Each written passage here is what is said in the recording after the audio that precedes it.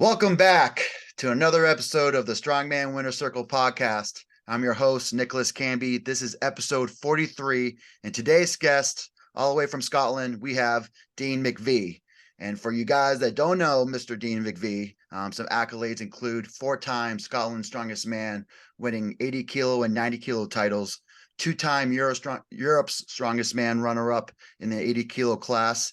In this past year's World's Strongest Man, he was a bronze medalist when, of course, his first ever podium at Worlds, and he's also a Scottish record holder in the log and dumbbell, another overhead king. So, Dean, welcome to the show. How you doing, mate? Cheers for that. Absolutely. Of course, it's a pleasure to have you on. Of course, I really appreciate coming on and, of course, talking to us about all things strongman. But how are we feeling about 3 or 4 weeks after OSG? I'm happy, man. I'm grateful. A lot of time and effort was put into it, and as obviously it was evident that the outcome was good. Each year we're improving, and that's the goal. I think it was like 19th the first time I'd done it in 2019, and then 2021 it was 8th. I had a bit of busted foot, which affected my performance, and then obviously this year we got 3rd. So hopefully it's pretty linear, we'll say, next year. Next year will be the year. But it looks like you took no time off and went right back into kind of competing. So you decided to break your own dumbbell record a week after, is that right? After OSG? Yeah. I was pretty much had the under 80 record, which was shit. I've actually lost. I think it was like 90 or something. But then the under 90 and the 105 was quite similar, and obviously I was a bit heavier.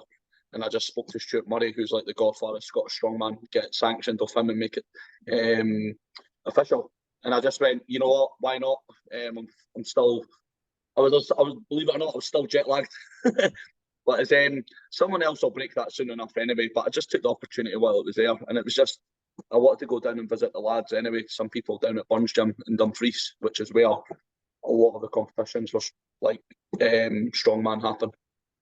I think it's always important to at least to try to compete in your local crowd, right? Because as you get to a certain level, especially even the world's strongest man athletes, they're always traveling around the world, especially like some large competitions in America, but they never really get a chance to compete in front of their local crowd. So whenever there's a chance to kind of, I think, kind of show your talent, show your strength in front of the local crowd, and inspire that next bunch of athletes, I think that's always pretty wonderful, pretty important.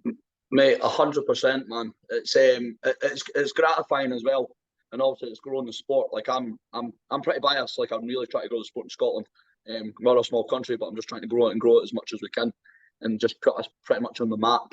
But it's gone to plan, because obviously you got the Stockmans, who everyone know. But like I'm like, right, I'm the lightweight guy. I want to grow it this way. You know what I mean? But Stockmans are cool, like big dudes, like. Mm-hmm. But yeah, they got to know about all the weight classes, not just the opens.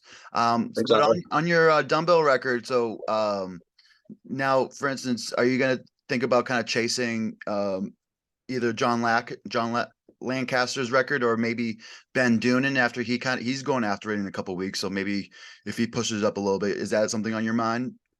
To be honest, mate, I'm not gonna step back, but I just want to have a really, really good off season and just focus on some little things. I'm more bothered about titles rather than records, if I'm being honest, because records can be broken at any time. Titles, you can't take that away from someone. It's there, it's done. Ben Donnan will 110% break that record. I reckon he'll get, in my opinion, I reckon he'll get 105 if he's on point. And the guy is phenomenal. Doesn't speak a word of English, but massive respect for each other when we're at OSG and stuff. I even said to him, I was like, look, you're going to fucking win this if you're on point. And rightly so I was. But his dad, and he's like his interpreter, his English is all right. So he sort of stands there half the time when you're trying to communicate and all that kind of stuff. But it's quite cool to see. He's got that really good chain of support there through his father and all that. But yeah, he'll get 105. I'm not interested in it anymore, mate. Yeah, it is cool. Josh Lancaster was brilliant at the time as well. What he done, but it is going to get broken. Get broken. All right, so maybe we'll see 110 probably in the next couple of years. But it's cool seeing, of course, Ben come along in terms of his career. especially when most of the top 80 kilos have come either out of the UK or out of America. To see other countries getting involved in the 80 kilo scene is always kind of great. But I see that you just mentioned, of course, kind of taking an off season, but you're also competing in 10 days. How's the body feeling for that contest? I'm feeling all right, man. It's pretty much because obviously it's Clash in the UK, and obviously that's a UK qualifier to get Clash on the coast. It's pretty much just like a decelerated version of the comp compared to OSG, because I think like 4 out of 5 of the events have just been what OSG were in as well, because there's so many events. And I'm like, right, cool. I'm pretty much trained for this. I know the patterns. I'm strong enough. And I just had to focus on a bit of recovery. But I mean, I'm ready to go, man. I just actually tried to lose a little bit more weight because there's a little bit more gassy, a bit more conditioned. This competition, I think Luke Davies done it as well. And that guy's sick. He just does really horrible events, like sandbag to shoulder, 100 kilo for 75 seconds. It's going to be pretty minging. Yeah. Now, how far away drive are you? You get a drive over to Luke Davies? No, because I can't mind where he stays at the moment. But I'm going from Edinburgh to Dorset, which is like about an 8.5 hour drive. Okay. Which in American terms, that's just probably just like one state to another. But that's like Scotland to the bottom of England. And then, okay. But I'm gonna drive to Edinburgh Airport, then go to London, then drive down to Dorset, and then go back. And the logistics are sorted, but it's a fucking trip, mate.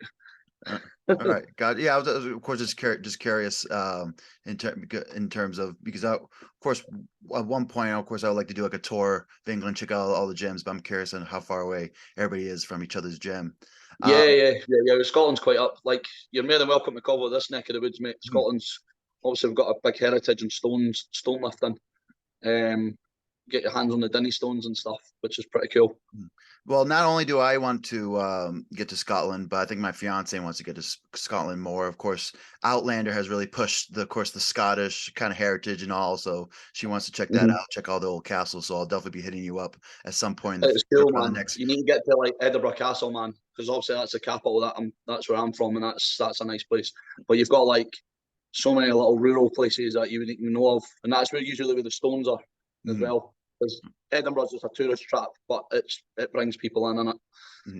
Absolutely, yeah. But of course, I imagine probably seeing you at some point in that sense. But I do want to talk a little bit about kind of OSG. And of course, this past kind of your training leading up to it. So it was your third trip to OSG. So 2019, 2021, of course, now 2022. But how was your training leading up to OSG? So was your training in line with your performance? Yeah, mate. Honestly, it was a perfect peak. I do my own training. I've had the pleasure of being trained by Delroy McQueen, Shane Germain, Flash, obviously MST Systems, as they was a form, and learned so much from them. And I was just happy and content how to do my own training now. I know what works for me. I knew how much time I had, and I had enough time. But I done the Arnold UK amateur log and deadlift champs as well, which sort of got in the way a little bit, but like we made it work. I had to take the opportunity, man. There was like about 800 people in the audience. It was crazy. Very disorientating with the lights. That's what I noticed. Because that's why I put my Pit Vipers on when I was doing the log. But going back to that, yeah, the prep was really good. I've got a great facility in Edinburgh, a place called Gym Based Athlete. And in my opinion, I'm being biased, but it's probably like the best SNC gym you can get in Edinburgh, in the capital. And it was just, I done the deep. I probably on that last week, I probably peaked a little bit too soon, but then I just dialed it back a little bit. I done my hot and cold, done my physio, flotation therapy. If you've ever heard of that, that's quite funky. Like, it's sort of like deprivation and all that. So we're ready to go. So for instance, that's when you'll go into you go to of course a dark tank, and then they'll have a lot of salts, and you just float on top of it. Now I've done it a couple times, but really quickly, what do you see the benefits of the flotation tanks? It's the only time, right? This is what they say. It's the only time your body is like physically afloat. Like, there's no compression. You know, like when you're lying on your bed, you're relaxed, but there's still compression on your spine, still compression on your muscles. When you do that, you're floatless. You've zero compression on your body. And I think, in my opinion, maybe it's a placebo effect, but it gives me just a little, I don't know, just another form of recovery. It's another tool getting done, and it properly resets your mind as well if you can switch off anyway. because it's first time was a bit weird, man. I was fucking lying there for an hour, just like, what am I doing? And I got salt in my eyes as well. And I was like, I couldn't even touch myself or anything. I was just like, just a mess. Because it's so salty, isn't it? I did it actually probably like 3 or 4 weeks ago for the second time to kind of recover my back. There's no really convenient places to do it around here in the Boston area, but I was trying. There was one spot, and I did the same thing. I got the salt in my eyes, but I did seem like also kind of like a mental kind of relaxation, just because you're away from any light, you're away from any devices. So I did see those benefits, but I'm always kind of interested in kind of hearing more of that. I don't know if that's something more implement. Maybe one day I have my own salt tank. Who knows, right? But let's get a little back. So you were mentioning your performance. So leading up to it, so your training was great. So did you do like a 12-week prep leading into OSG, or was it shorter? It was about a 10-1, and I just done like a linear periodization block where, like, quite, give or take, it was more or less a linear block. But I just started to introduce the implements and then just doing straight sets, quite light, just get the patterns, and then we just build it up. And by the end of like the last 3 weeks, maybe the last 2 weeks, I was doing comp weight. But obviously it's just, I'm so fatigued, so tired. And then I was like, right, I need my down regulation now. Obviously the physio, hot and cold, etc. And then everything just fell into alignment. Yeah, it was a tough prep, but it's evident that it worked. All right, excellent. And then, of course, kind of follow-up question. So taking third, so it was a great prep leading into a great competition. Of course, your best performance at Worlds to date. But what did it mean to you to podium at that show? Mate, I'll be honest, I'm very open about mental health and that. And I've had a bit of a tough year. And I was, I hit rock bottom at one point in March. A lot of bad things were happening, a lot of adversities, and it was just a bit overwhelming. But just to get from where I was in March this year to the podium at World's Strongest Man, I was on cloud nine, man, because I knew what amount of stones I had to do, because I'm quite methodical that way. And you can even see in the footage, the live footage that OSG done, you can see me going like that. And I already knew I was third place, and that's where I was just like, you know what, this is really happening. Like, holy shit. I just started crying. I really, really cried, like, backstage, because it was just a sense of relief. And I'm just grateful for everything I get, man. Especially like now, like, yeah, it's good. It's good. I'm quite an emotional person as well, mate. But it's, there's no Scot. But obviously, Stockman's have won World's Strongest Man, Europe's and all that kind of stuff. But no Scot has ever been on the podium at OSG ever, and I just done it there. So it's just a little bit of history. You know what I mean? Just done, and I'm proud that I've done that. I was the first person to do it. It's just going to grow the sport even more, and in Scotland. That's it. Yeah, but of course, a trailblazer for, of course, the people of Scotland. Yeah. Now, did it make and the lightweight division as well, man? Because that's what I'm trying to grow as well. The smaller guys, innit? Now, did it make you hungry for the title? Maybe something to shoot for next year? Mate, it's and again, I'm quite narcissistic, but it is inevitable. I think it's going to happen, mate. If it doesn't happen next year, sound. If it doesn't happen the year after, I'm not going to fucking stop, mate. Like, I genuinely will not stop until it happens. But I do fear it when inevitably it does happen, that there's that fulfillment that it's been done, and it's like, what do I do now? You know what I mean? Like, you've completed it. You completed the sport, didn't you? No one can take that away from you, i.e., like yourself. In 2021. Yeah, for last year, and of course I wanted last year. Come back, Yeah. but I think it made my decision not to push through the injury just because I did win it the year before. But from there, I think you get to a point where there's a couple different roads you can if you keep trying to beat your personal best, or if you beat your best performances. Do you go for having a great year? Do you go for having a great career, going for the best ever at the 80 kilo? There's so many different options, or greener pastures, go to moving up a class, right? There's a lot of options, but I think it's important for a lot of individuals to win either that big national title for the Europeans, the big European title, or win that world title. A lot of them. And I think if I wasn't, if I didn't win any of those titles that I have, I probably would still be a 105 chasing those at this point. I probably wouldn't have made the puff up, even though I'm getting a little too large for the class. I would have made the sacrifices because I want one of those titles. But less about me, Mr. Dean, more about you. It's interesting, mate. But So I was kind of taking a look back. So it looks like you started around Strongman in 2016. Is that right? That's correct, yeah. Yeah. So what got you in the sport originally? I used to compete in competitive bodybuilding. So yeah, fake tan, put the pants on, all that shit. It was good. I done 5 shows, got to British level, but I just got to a point. I was like, you know what? I'm going off someone's opinion. My entry fee costs less than the fucking trophy that I may get. And I've got a couple, which is cool. Like I've been on the podium maybe like 3 times at 5 comps. But I ticked that box, man. I loved bodybuilding like when I was a teenager. That's where I like I've got like I put a lot of tissue on through doing obviously full blown hypertrophy training as a bodybuilder. And it's obviously passed on really nicely into strongman. But I remember doing my last comp in strongman and bodybuilding, and I was just like, you know what, fuck this. I was like, I'm doing strongman. I was like, I already knew a dude who was doing it as I was prepping in the same gym. He was like doing strongman, but I was prepping for a bodybuilding show. A guy called Ryan Reid, who was a big contender to win Scotland's Strongest Man finals back in like 2016, 2017. And I was just like, yeah, I'm doing this. I was like, that's it. And then it just started to grow arms and legs. Done a novice comp, done all right. And then it's just started doing like the BNSF, like sort of UK comps. And then next thing I knew, I was doing Europes. And then I went to OSG. Then I competed in Finland twice. I won the World Natural Championships, or what the hell they call it. And that was cool. We went to Helsinki and stuff. And then Amsterdam, but we won't talk about that. Yeah. So of course you started your career, and again you started doing like the bigger shows. But at what point did you kind of realize your potential that you could be one of the best in the world? Was it a certain contest that you won, or a certain placing that you got, or people that you met, or a certain event? But I always always a good question I ask a lot of different competitors. But when was that switch? When did that switch flip in terms of I can be a real contender in the sport? Yeah, no, that's a good question, man. I remember the point. It was my first Europe Strongest Man under 80s I done. I think it was in 2019, and I came second. And I was actually first place going into the final event, but I made a boo-boo. I made a mistake. But again, mistakes are your biggest teacher in it, so I took it with a pinch of salt. But that's when I knew.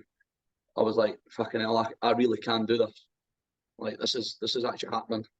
And it just gave me a moment of clarity. I was like, right, I'm really all in now. It's like, let's do this. And then obviously So you were leading Dan Ashcroft, right? Is that who you were? Is that who beat you? That was shit. Have I got the right year? That I done it against Dan Ashcroft the year after, I think it was. But it was against Mark Burke, who's also a really, really good underrated competitor.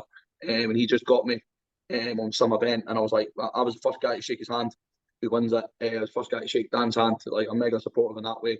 And the strongman won on the day. But it makes you really fucking hungry, man, when you get second, and that's what's done. And now I'm nothing against him, but I'm surpassing him at the moment. But that's over consistency and over time as well. And I still have that much respect for him. And they're the same for me as well. So that was the moment, mate. I hate second places. I think most of us do, but I always kind of look back, even when I took second at Worlds, even back in 2017. So that was like my first big significant podium. But then I realized how many second places Big Z has. Big Z has six runner-up titles at World's Strongest Man compared to his 4 wins. So usually the best will have more seconds sometimes than their first. So I think that's just something to kind of always kind of think about, having your back of your mind, that you got to. Hathor's got a few as well, hasn't he? Yeah, Hathor's got quite a few podiums. Yeah, so you got to earn those thirds and seconds before you can be on top. I think you can't. It's very, very rare. Let's see. I think Martins would have been the exception. He took 4th twice at World's Strongest Man, and then took 1st. But again, there's always all different examples. Martins was at OSG just there, and he is one of the nicest guys I've ever met. He is honestly such a charismatic person, very open about stuff, and genuinely, like, you can tell he is talking to you. Like, he's not just like, oh yeah, then moving on. He's genuinely having a full blown conversation with you. But it was just nice to meet him for the first time, and he's definitely what he's like, and he's like his YouTube videos and that. He's a nice guy. And But, he's a great role model for the sport, and I think he brings in a lot of eyes from outside the sport into the sport. So again, he brings a lot of 100%. attention to those guys that haven't been seen, just like us. Evan Singleton was there. He was he just fucking ripped the piss out of us. He just kept grilling me, and I was like, mate, you're absolutely hilarious. It was like, it's cool. He's pretty cool, like. I know. But yeah, He's making quite the comeback right now. So I'll be interested in see how he does. Maybe he can, of course, stay pretty healthy leading up to Worlds, and if he does that, I think he's going to be a force to be reckoned with.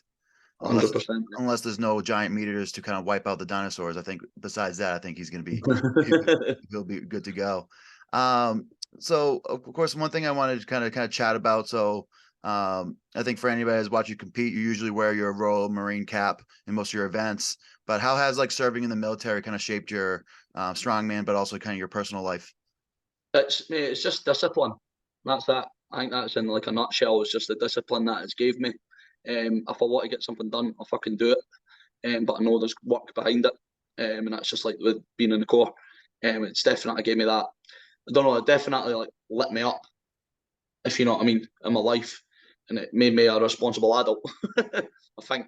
And then I left and started becoming a personal trainer and all this kind of stuff. And it just grew arms and legs. Because I joined when I was 20 and I left when I was about 24. And that was still just enough time to just like develop me who I was. And I was pretty much an elite soldier. The training's grueling. It's 32 weeks. It's really, really, really harsh training. It's like the longest military training in the UK. I think it's actually in the world. But yeah, but you do like your 4 commando tests at the end, and like your final test is like you run 30 miles in boots over like a place called Dartmoor down south in England, and it's treacherous. And I think you have about 30 pins of kit as well, and your weapon. And it's not nice, man. But then you pass that, and then you get your green beret, and you're like, holy shit, like this is happening. But if I never joined the Royal Marines, I wouldn't be doing bodybuilding. I wouldn't be doing strongman, etc., etc. God knows what would have happened. But it's definitely like what started everything for like the foundation, would say. In an alternate universe, what do you think would happen if you didn't join the Marines? Shit. I reckon I probably would have joined the fire brigade. I've always had an interest in that because that was the plan anyway when I left the Marines. It's like a year be a personal trainer, sort of strength coach, go down that route, and I don't regret it. But or do fire brigade, and well, here we are. But either way, you'd be serving your community, serving your country. So again, totally, man. Now, also other people that have watched you compete, of course, I've seen your great overhead. So when it comes to like overhead pressing, what do you kind of attribute your overhead strength to? Do you put like rigorous amount of time and technique work and drilling? So of course I'm an overhead specialist as well. So I'm always interested in Totally. what were your thoughts about the overhead and how you approach it? Yeah, mate, I watch a lot of your stuff as well, man. It's I press twice a week. I always do. Obviously, I always do my training split is just a pull push war events. And I'll obviously do overhead first, and then I'll do 2 overhead events for the push, and then I'll probably do like an upper chest movement, and then the rest is just shoulder health. I'm not burning myself out too much, but then I'll always do maybe like 1 more overhead movement in the events. But I'd usually do strict work on the push day, on the Tuesday, and then on the Saturday I'd usually do either sort of float overhead or it'd be a push press some form. So I'd do a strict and push, or I'd be doing comp simulation if there's a competition coming up on the Saturday, which I'm doing at the moment. But then when I get really close to a comp, I'm doing like comp simulation like twice a week because I'm getting the patterns in. But yeah, it's just usually it's pretty linear as well, building into the comp. But because my overhead's pretty strong, it's pretty much just how many reps can I do, like building into it. Where like the deadlift and that kind of stuff, it can get a wee bit ropey. Now, did you have certain influences when it came to the overhead? Did you watch certain guys in terms of emulating your overhead from them? No one in particular. No, like obviously I watch your stuff. I think it's fucking cool. No one in particular. I sort of just, mate, I just stay in this little bubble, mate, when I'm prepping for comps, man. And then eventually I just pop it and I'll come out and just fucking try and compete. But yeah, I like doing strict and then doing push or some sort of simulation with the actual event, which I'll be doing this Saturday. Because I done log, because at the Clash next week, we've got log and axle back to back. But this time, on the Tuesday just there, I just done log vipers, because I'm going to be viper in every rep anyway, because I'm trying to shave the second off, try and do it as fast as I can. And then after that, I just done 40 overhead axle. But then I'm doing the belt clean, I'm doing the continental clean, I'm catching it, I'm trying to press it. So it's like that, down, bang, bang, press, and 3 movements. But it's just speed. Like, it's not sounding like a dick. It's not heavy for me. I'm just trying to do it as fast and as efficient as I physically can, and I can't see anyone touching it. I'm looking at getting about 8 reps in a minute, and it's 105 kilo per implement as an under 80. So it is pretty heavy, like, to be honest. Yeah. Yeah, and that's a lot of reps for 60 seconds. Now, do you have a favorite overhead event? If you had to choose one? Log. I do log. Yeah. Yeah, log's king. I would say even I broke the axle record back when, but I was more proud of my log record just because log is kind of like the staple of strongman. Even the circus dumbbells up there too, but in the end of the day, log is king. Yeah, I totally agree, man. So, of course, mentioned a little off air, but of course, a big fan of the documentary on Official Strongman, of course, the one that Joey made of you. So you talked a little bit about, of course, your upbringing, some unfortunate events in your childhood leading into your adolescent years. But for some of those listeners going through a kind of a similar time, what words of advice would you share for those who are experiencing dark times and how to persevere through them? One thing, I wouldn't let your past predict your future. We're in control of. I'm trying not to sound too deep about it, but like pretty much what happened to me, and again, if anyone's never watched the documentary, like my mother took her life when I was 10, and I never had a father when I was brought up, and my brother passed away, and my gran took her life. All these sort of adversities can obviously had an effect on my mental health.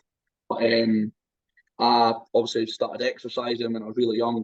I joined the Royal Marines, started projecting my energy. Even though it was a bit of negative energy, it was still getting projected and getting me through shit. But I'm very conscious of that now. I meditate and all this kind of stuff. But going through adversities and stuff, it's like I always keep this little quote in my mind. I don't know if you've ever seen the film Split, James McAvoy. But he says it at the end, as one of his personalities is like, the broken are more evolved. So people that have went through adversities and bad stuff, it will make them stronger. Where if your life's nice and fuzzy and everything's great, then sound great, I'm happy for you. But I think people that go through a bit of shit in their life or more and come through the end, these people are unstoppable. And I'd like to consider myself one of them as well, because inevitably I will be world's strongest man, and that's all these adversities in my past, everything that's happened has dictated where I am right now, if you know what I mean. And that's the law of attraction as well, but that's spiritual chat. Excellent, but of course, I appreciate that answers, because there's always even the of course the best of us even go through tough times, and again working through yourself out, and then of course always reach out to others, because again you're not going through the same situation. It's just people need to talk more, man. Honestly, because I bottled that shit up for fucking years, man. It was the worst thing I could do, but like exercise was a deterrent to keep me at bay. And even though like it was negative energy, that's why I competed, because it was like distracting me. But I was like, I'm sort of just bullshitting myself as well at one point, and eventually I called myself out and started meditating. I actually started to speak to people about it, and that was the best thing I could ever have done. Is just opening up a little bit more, and that's what I could say to people. It's just don't. So sorry to interrupt, but you said meditation. Yeah. So I just how often do you how often? Yeah, I used to do it every single day, and I'm slipping up a little bit, but I do it a couple of times a week. And then would that be half an hour sessions? Like 20 minutes, just in the present, breathe it, chill out. I usually listen to music as well, like rainfall music, believe it or not. Which I can't believe I'm saying, but it works for me. Everyone will find out what works for them. Some people like guided meditations. Some people like listen to music. Some people like silence. I like some sort of background music. And then I just try and switch off as much as I can in the time I've got. But it's just another tool. It's another thing. It's not for everyone. I get it, but it works for me anyway. Now, was that a coach recommendation, or that's something that you found on your own? I did, believe it or not, I did have a mindset coach at one point, but this was like back in like 2017. Yeah, and he recommended it. And I don't regret it, but I need to start doing it a little bit more and hold myself accountable, mate. I like it because, of course, we see a lot of sports psychologists these days. Meditation's kind of on top of their kind of the visualization, kind of your goals, and whatever you kind of Mhm. visualize is kind of what manifests in the real world. So, of Mhm. course, there's a big component when it comes to kind of meditation. But of course, moving on, when we look at the 80 kilo scene, since you started, of course, it's grown a lot. But like, for instance, what's the differences you've seen in the 80 kilo scene in the last 6 years, and where do you see the sport going for this weight class? I think obviously, it has grown and grown and grown. I think like what I want to see is just the weight classes in general getting grown, and that's what's happening. Because I know like courtesy Joe, she obviously does all the content for Official Strongman. He's really, really put the spotlight on under 80 lightweight scene, and I'm grateful for it because I was one of the personalities that was brought up because like there wasn't any other Scottish guys and like the driven and all that kind of stuff in the competitions and that. And he says, "Look, I'll come up." And then obviously you've got like the twins, you had Tommy Lavelle, Richie Pangaman. Hopefully I said his name right there. Yeah. Like all this kind of stuff, and it's definitely grown the sport in the right way. The way it's going now. Another thing, I'm fucking totally for like equality in the sport. Like strong women is really coming through now, courtesy Official Strongman, equal pay as well. Everyone got the same like everyone got the same what's the word? Like the bounty, who got first, second, and third. Everyone got the same pay, which is brilliant. And also Giants Live doing the US fees, the UK. Donna Moore was in it there. There was a couple of other American girls. It's just brilliant to see.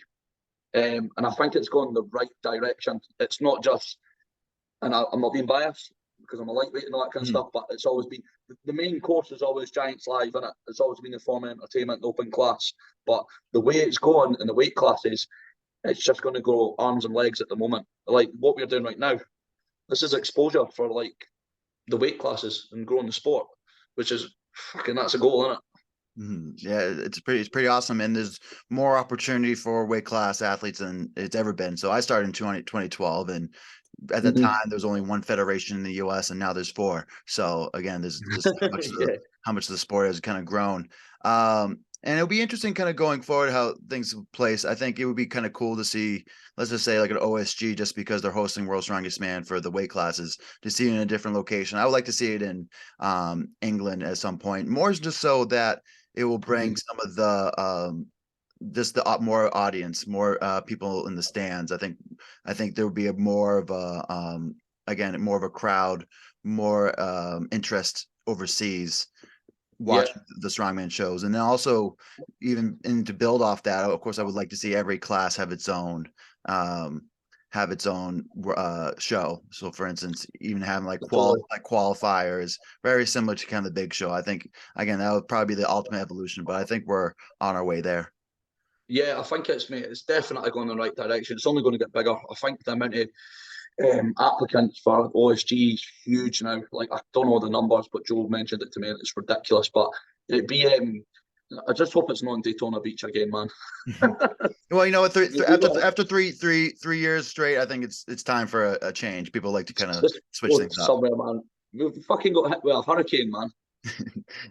That really put a span in the works, and fair play to Lynn adapting to the circumstance that was going on, and he just pulled it off. Like everyone was stressed, man, when they got there. You could feel the tension when everyone's like warming up and everything, because everyone got squeezed for 3 days into 2 days, but he still made it work. And I was like, holy fuck, like you've almost pulled off the impossible. Because I don't think they were going to pull the plug on it, but I was just thinking, I didn't think they were going to pull it off that well. Very a lot of adversities, and it made it happen, innit? But yeah, I no more Daytona Beach. Well, with the hurricane, what I thought was interesting that it's probably going to bring out either who's ever the toughest competitor, whoever can be the most adaptable is going to win. If someone's easily kind of thrown off by little changes there, that might be a big hurdle for them to kind of cross. So it was interesting with the hurricane being a factor, how that was going to change different performances. But usually, so for instance, even like for Dan Hughes, I was talking to, he's in the American Army as a Yeah. ranger, still active member, being on the fitness team. He said that he's used to things changing and thrown around being in the Army, so this is no different than anything that he's been trained in the past. Yeah, to me, I totally agree. That it's the exact same thing. Like I know Dan as well, and I was just like, you sort of just adapt to the environment, innit? Like ideally, I would have preferred it wasn't there, but I was just like, yeah, son, just need to get on with it. And like it was quite treacherous. Like some of the car parking that was like ripped up, and I was like, yeah, that's pretty sketchy. Like, but we were trying to get out of Daytona to try to go into Orlando and get some good food and shit, and it was like just like flooded, man, proper flooded, and I was like, shit, we need to turn back because we get over like one of the bridges, we'd be like, fucking hell, we're out. Yeah, we're gonna go to Orlando, we're gonna go to Outback Steakhouse or something. Not happening. Massive fucking flood on the other side. And we always were so fucking flashy, me and my mate, but we booked a Ford Mustang as well. And I was like, my mate was like, yeah, you could get through that water. I'm like, mate, this is a fucking hired Ford Mustang. This gets fucking like stuck in the water. We're fucked. It's like, I'm not doing it, but I wanted to. But yeah, that's it, man. Well, hopefully, hopefully you guys got the insurance in case you guys did flood the the Mustang. Mate, I every time, man, I go at the fucking premium shit just in case, because driving on the other side of the road as well is a bit weird for me as well, because obviously we're on the other side. So yeah, kudos to you, because I don't think I could do that, or I haven't been put in a position yet, so I couldn't tell you. I think it would take some. You won't like it, man. You won't like it because the roads in the UK are quite thin as well. Yeah, like fucking America's fucking huge, man. But again, when it comes to the hurricanes, comes to those kind of last minute changes, of course, usually the strongest kind of survive, and of course, usually the people who are most adaptive will, of course, progress forward. But let's of course kind of switch gears. Of course, been giving out a lot of good advice, but let's get into things that grind your gears. So I'll give you the example. I've seen probably in the last month or so when they talked about like individuals like looking at social media prior to a competition. Some people like to be kind of pigeonholed and not look at their competition's Instagrams or look at like what everybody else is doing and just focus on their work. Where I feel that if you're able to have the time to check out other people's competition training and then see how they do in competition, it gives you an additional data points when it comes to even for yourself, how that certain amount of training will lead to coming forward. So if they overpeaked, if they underpeaked, you can get a good sense in terms of if they did a good job, and you can use those data points for yourself in that competition. But in the world of strongman, so that's what grinds my gears, is that I say you should watch other people's stuff because you should learn from everybody. But in the world of strongman, what grinds your gears, Dean? I didn't know you were going to ask me that question. What grinds my gears? Loudness. People saying, yeah, I'm going to fucking do this, I'm going to do that, blah, blah, blah. And they don't do it. They don't back it up. That's fucking shit. Because I'm relatively quiet majority of the time. Joe does like one-to-one chats with me, like for like the OSG and that, and I'm like, he really is like trying to get fucking blood out of stone from me, man, and try and get me all hyped up and shit. Because there's a bit where he's like, I think it's the lightweight OSG document, and I go, I hope you boys are fucking ready because I'm bringing it. He had to try so fucking hard to get that out of me, by the way. And I'm like, fuck, he got me. But it worked. It was all right. And I backed it up enough because I didn't want to sound like a dick as well. And it's like, usually the loudest ones in the room are the fucking shittest ones in the room, or have done fuck all. Ben Donnan's fucking so quiet, wins it. Richie Pangman, so quiet, smashes it. Tommy's Tommy, but he's one of the biggest characters in the fucking sport, but he backs it up as well. I think loudness, when you didn't back it up. But his characters in it, his personality and his confidence and stuff. But there's nothing really that grinds my gears, but that's probably that. Just being a bit too fucking loud and not backing it up. All right, so yeah, that makes a lot of sense. I always say that your actions kind of speak louder. Just let your actions kind of speak for yourself in the end of the day, and then if your actions can speak for you leading up to the competition, you could. I think that's kind of a good way. But again, just for the sake of saying you're going to win, or the sake of being loud to be loud, can be a little annoying and grind your gears at times. So of course, kind of moving on. So like in in strongman generally, we're seeing like different events coming through. We're seeing a lot of like sandbag to shoulder this year. Last year was like sandbag throws. But you're seeing like the car walk come back. But in general, in terms of the kind of like strongman competitions that you've done, what event would you like to see in more future competitions? Good question. I think the sandbag to shoulder is brilliant. I think it's I don't know. I just quite like it. I think, well, it's obviously it was at OSG. It's going to be a clash. I'm going to presume it may be a clash on the coast. I like that event the most because when I started it, I was like, oh fuck, I'm really not enjoying this because I've never done it. Obviously, I'm stunt to shoulder and stuff, but sandbag to shoulder wasn't as common. And I think if that keeps coming through, obviously car walk's cool, but the logistics is, well, it's a fucking Beatles car in it. It's like trying to accommodate that, you know, the funding and all that kind of stuff for that. But sandbag to shoulder. But any old time events that you want to see come back? Oh God, I don't. I'm trying to think what would actually be quite cool to do, like an old school thing. Squatting has to come back. It's not as common. I think like Apollon's actual squat, you know, like hit depth. Clash done it. It was fucking brilliant. I think it was like last year. That was really good. I don't think people get to see people's leg strength enough. I would really like it because I'm biased, but I used to compete in powerlifting as well. So I wouldn't mind getting sleeves back on and doing that. You know, lately, now I would say probably lately, I had more probably starting out probably the first 4 or 5 years of my career, but I feel like truck pulls have kind of gone away. I know it's the big logistics, but we had a truck pull back in 2017 OSG, and that was pretty neat. But again, I'm very quad dominant, so I do like some of the truck pulls. But I was always a huge component, and it never ever made a comeback and never really made any noise, and people shut it down, with sumo wrestling. I thought, for instance, kind of the one-on-one physical battles in some sense. I don't think you could have it at like an OSG, but you could have it at a top level kind of either weight class comp or something like that. I think that would always be neat. I don't know what your thoughts. Is that when Kazmaier, Bill Kazmaier? Is that 1980? Yeah, 1980. I can't mind. Yeah, but he was fucking mad. He was fucking off his tits. Like, he was crazy.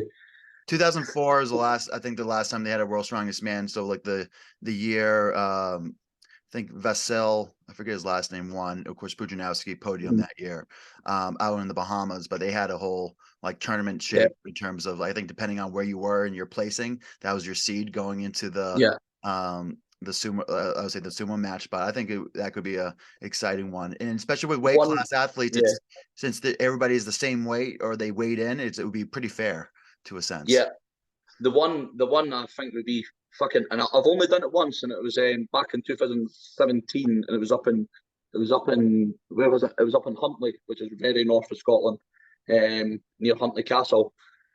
The pole push, and it's like it's very common in the Highland Games. So you just pretty much, you've got a log and you've got like a rope, like two attachments of ropes on the end, and both of you just have to like push against each other, and like you have to get the next guy at the ring. That is one of the hardest, fucking most difficult, like one-to-one events I've ever done. If they brought that in, that would really, really fun. But there's tactics as well involved with it. You can sort of pull a bluff that you're going to push, and then you make them slip and stuff. But some people just go balls to the walls against it, and it's pretty cool. Like, it's a Highland Games thing commonly, but and in Scotland obviously. But a pole push, that's really, really fucking hard, man. Like, the guy who beat me, credit my mate Scott years ago, he was sick. I pushed him that hard, like he fucking pretty much passed out. He went outside and he was just lying on the ground and he spewed. And I shook his hand and says, "Well done, mate." It's like, you fucking won it, and he won the competition. I got second. But the pole push is pretty cool. I've seen, of course, one of my buddies, Eric Dawson, did a two versus two pole push. So they had two guys each of the pole.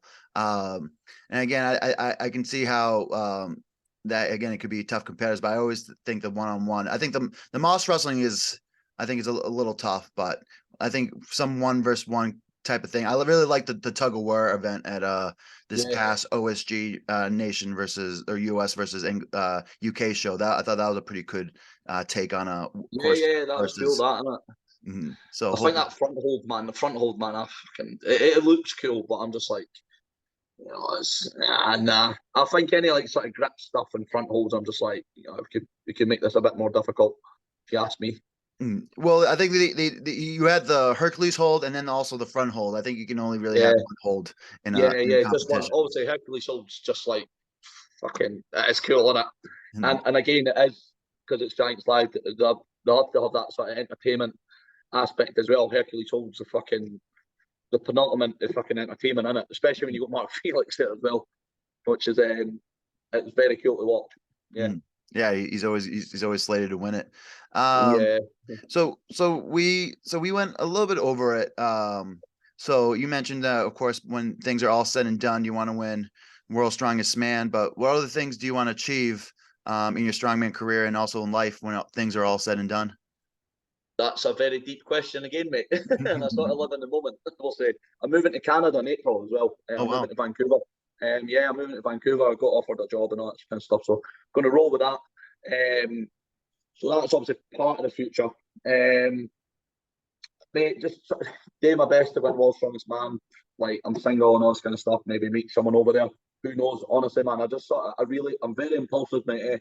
I sort of just live in the moment a little bit, but get stronger, keep competing, keep growing the sport, keep online coaching because that's what I mainly do, and just do a bit of one-to-one PT and just meet people over there and just keep doing what we're doing, man. Just live in the moment. I'm grateful for everything that I've got. Obviously, talking about my upbringing and all that kind of stuff. I came from absolutely fucking nothing, and I've created everything from my own actions. And that's it, mate. Pretty much. Excellent. But yeah, let's you talked a little bit about it, but yeah, let's plug your coaching a little bit. So so you take on online clients currently? Yeah, I just do that's predominantly because I used to do one-to-one PT and used to do the 30, 35 PT sessions a week and all that kind of stuff. It was great. But I was a prisoner in the gym. And I was just like, right, I'm getting a bit burnt out here. And it was good though, because I was making good money and all that kind of stuff and helping a lot of people. And then I just started transitioning to get my own online coaching for someone. And I was like, you know what, I quite like this. And I started just, sort of flirting with it a little bit. And then I started doing it myself. And then it sort of that conversion of one-to-one to online just sort of started to dwindle. And I was doing less one-to-one and more online.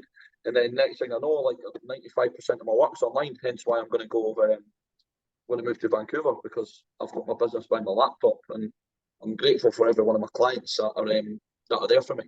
I know that they're grateful for me to put up with their shit as well, but but they're all good. They're all good. They're all doing really well. A lot of competitors as well. Yeah, but of course, yeah, Vancouver's a very, very cool city. So of course, that's very exciting now. And that's what where you're moving at 9 hours away, pretty much. It's yeah, about 9 hour time difference between even more than that. If it's 5 hours here, no, but yeah, about 8-9 hours. But yes, that's still quite the of course transition. But I've never been, by the way. I've never been to Canada. I've just never been to Canada. Really? I'm just like, fucking going. This is what I mean in impulsiveness. It's dangerous. Well, again, I think that's an adventure. I don't know if you ever listened to my Mitchell Hooper interview, but when I had him on, he pretty much forced himself to move to Australia where he didn't know anyone, so he would have to engage with people, would have to make relationships so he could develop as a person. So he made that conscious effort to go out there. So again, you're gonna put yourself in, I'll say, different situations out in Vancouver, but again, in the end, I think it's gonna make. Totally, man. He's an absolute prospect as well, by the way, because I remember I was doing Arnold UKs and obviously the pro men were after us and they were warming up and hanging around while we were sort of finishing up. And he's a cool guy as well. But I just look at him, I'm like, is he really that strong? And then he does it, and I'm like, holy fuck, he really is. Yeah, it's weird, man. And It's strange how someone can. He's achieved. Yeah, he's achieved strength levels that people take decades to achieve, and he done it within a relatively few years. So came out of fucking nowhere pretty much as well, and just went, yeah, here I am, here we go, and he's just taking over slowly. Very like MVM or Magnus Magnuson when he was a equipment tester and then he got into the big show and ended up winning. It was almost that big of a surprise in terms of how he's come onto the scene. Yeah, definitely, man.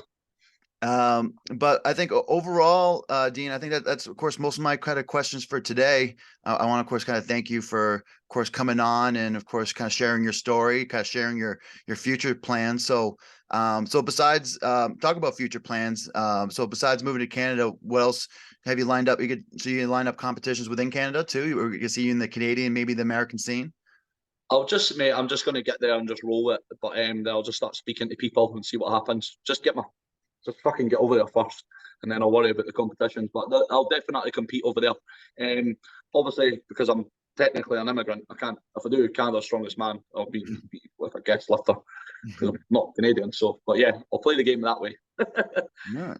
But yeah, I'm just really excited, mate. Just a different another chapter in life, innit? And I'm not scared to take risks. No risk, no story, mate. You have to take risks. That's a great quote. Maybe that to lead the show. Yeah. And then, so of course you're talking about your coaching, but if people are interested in kind of learning more about your coaching or learning more about you, where can they find you? Just on Instagram. That's it. That's the only platform I use. Fucking hate Facebook. That's for family. All right, Yeah, excellent. just Instagram. So I'll have your Instagram in the description below. And Thank you, then mate. what I've been doing to finish the show for kind of each person that comes on is, of course, I know you've talked a lot about a lot of great items and a lot of great wisdom that you shared already, but is there another piece of wisdom that you want to leave the listeners for today? Just believe in yourself. Don't doubt yourself. It's fucking, like I say, take risks, no story. You never done a competition before, go fucking do one. And then it'll just grow arms and legs. I started this in 2016, novice comp in the middle of fucking nowhere in Scotland. 2022, I'm on the podium at World's Strongest Man. Things are achievable. We'll keep it that. That's awesome. But again, Dean, thank you for coming on. It was a great pleasure. And Thank you, for mate. listeners, again, don't forget to like, comment, subscribe. And of course, tell all your friends about it. Tell Dean's story. But until next time, everybody, stay strong.